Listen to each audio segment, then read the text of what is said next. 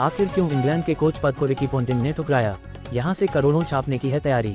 Ricky Ponting ने कहा है कि वह इंग्लैंड की पुरुष टीम के अगले व्हाइट बॉल कोच बनने पर विचार नहीं करेंगे, साथ ही उन्हें आईपीएल में कोचिंग में वापसी की उम्मीद है।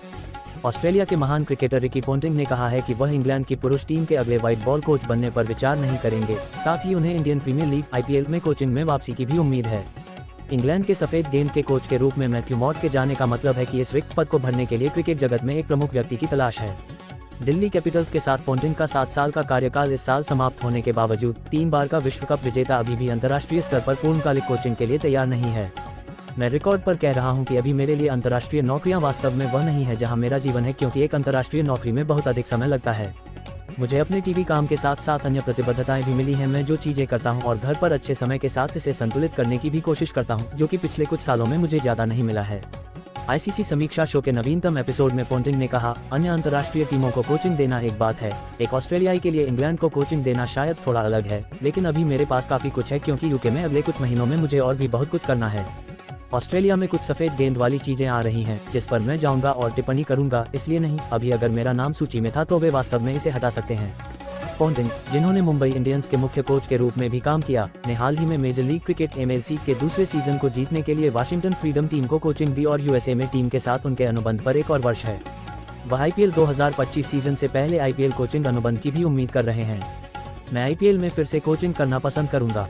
हर साल जब मैं इसमें शामिल हुआ तो मैंने बहुत अच्छा समय बिताया, चाहे वह एक खिलाड़ी के रूप में शुरुआती दिन हो या मुख्य कोच के रूप में मुंबई में बिताए कुछ साल, और फिर मेरे पास दिल्ली में 7 सीजन हैं, जो दुर्भाग्य से वास्तव में उस तरह से काम नहीं कर सके जैसा मैं चाहता था, और निश्चित रूप से उस तरह से जैसा कि फ्रेंचाइजी चाहती थी। मुझे लगता है कि मेरा वहां जाना कुछ लाने की कोशिश के बारे में था, टीम के लिए ट्रॉफी जीतना, और ऐसा नहीं हुआ। पोंटिंग ने यह भी खुलासा किया कि दिल्ली कैपिटल्स अपने अगले मुख्य कोच को चुनने के लिए एक अलग दृष्टिकोण अपनाएगी। उन्होंने संकेत दिया कि फ्रेंचाइजी एक भारतीय कोच को अपने साथ जोड़ना चाहेगी। उन्होंने ये स्पष्ट कर दिया कि वे किसी ऐसे व्यक्ति के साथ एक अलग दिशा में जाना चाहते हैं जो उन्हें ऑफ सीजन के दौरान थोड़ा अधिक समय और थोड़ी अधिक उपलब्धता दे सके, वास्तव में किसी भी चीज से कहीं अधिक, जिसमें वे थोड़ा और समय बिता सकें। भारत में बहुत सारे स्थानीय खिलाड़ी हैं, मैं उन अन्य चीजों के साथ ऐसा नहीं कर सका जो मैं कर रहा हूँ। मुझे लगता है कि आप जो पाएंगे वह ये है कि वे शायद एक भारतीय आधारित मुख्य कोच के साथ समाप्त होंगे। निश्चित रूप से यह कुछ संवाद है, मैं वैसे भी उनके साथ रहा हूँ। उन्होंने निष्कर्ष निकाला, लेकिन मैं वास्तव में अपने समय के लिए आभारी हूं जो मैंने वहां बिताया। कुछ महान लोगों से मिला, कुछ महान लोगों के साथ काम किया, और जाहिर तौर पर वर्षों तक कुछ महान खिलाड़ियों के साथ भी काम किया।